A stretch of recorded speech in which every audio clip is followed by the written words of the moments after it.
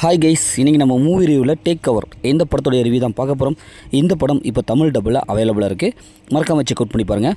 இந்த படம் ஒரு ஆக்ஷன் கிரைம் சஸ்பென்ஸ் த்ரில்லர் மூவியாக வெளியே வந்திருக்கு. இப்போ இந்த படத்தோடைய கதையை பார்த்துடலாம். இந்த படத்தோடைய ஹீரோவை எப்படியாவது போட்டு தரணும் அப்படின்னு சொல்லிட்டு ஒரு குரூப் பயங்கரமாக பிளான் பண்ணிகிட்ருக்கோம். அதேமாரி ஹீரோவும் ஒரு ரூமில் அவங்க ஃப்ரெண்ட்ஸோடு இருப்பாங்க. ஹீரோ ஒரு ஸ்னைப் ஷூட்டராக இருப்பார். இவருடைய கடந்த கால வாழ்க்கையில் நிறைய பேர் தான் ஷூட் பண்ணியிருக்காங்க. அப்படி தவறுதலாக ஒரு நல்லவங்கள ஷூட் பண்ணிடுவாங்க.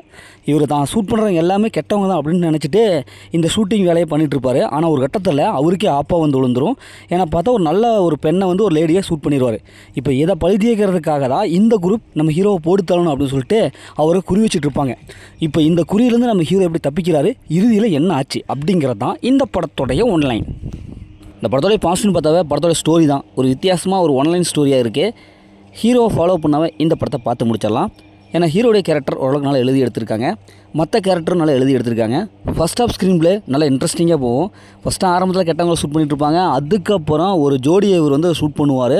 அதுக்கப்புறம் தான் தெரியும் அந்த லேடி நல்லவங்கட்டு அவர் ஃபீல் பண்ணுறது, அந்த எமோஷனல் ஓரளவுக்கு நமக்கு கனெக்ட் ஆகிருக்கு. படத்தோடைய மியூசிக் இந்த தமிழ் டபுள் வாய்ஸ் நல்லாவே கொடுத்துருக்காங்க. இந்த படத்தோடைய கிளைமேக்ஸ் ஒரு 10 நிமிஷம் பயங்கரமாக தெருக்கி விட்டுருப்பாங்க. ஏன்னா அந்தளவுக்கு செம்மையான ஒரு கிளைமேக்ஸ் கொடுத்துருப்பாங்க. எப்படா ஹீரோ தப்பிக்க போகிறாரு அப்படின்னு சொல்லிட்டு நம்மளையே அதில் படத்தோடைய ஒன்றிய செய்வாங்க. அந்த கிளைமேக்ஸ் போர்ஷன் நல்லாவே வந்திருக்கு. படத்தோடைய மைனஸ்ன்னு பார்த்தாவே லொக்கேஷன் தான். ஒரே ரூமு அதையே சுற்றி காமிச்சிட்ருப்பாங்க. அதனால் ரொம்ப போர் அடிக்குது. கொஞ்சம் ஒரு சில சீன்ஸில் ப்ரிடிக்டபுளாக இருக்குது. ஏன்னா இவங்க ஒரே ரூமுக்குள்ளே வச்சு இந்த படத்தையே முடிச்சிடுறாங்க. அதனால் வேறு அவுட் ஆஃப் ஸ்டேஷன்லாம் இவங்க வந்து போகவே இல்லை. இதெல்லாம் பார்க்கும்போது என்னடா குமார் ஒரே ரூமில் முடிச்சிட்டாங்களே அப்படின்னு தான் ஒரு ஃபீல் ஆகுது. அதேமாரி கேரக்டர் ரொம்ப ஒரு சில கேரக்டர் தான் இந்த படத்தில் அப்படி காமிக்கிறாங்க. அவங்கள சுற்றி கதை நகருது. அதனால் திரும்ப பார்க்கும்போது கொஞ்சம் போர் அடிக்குது.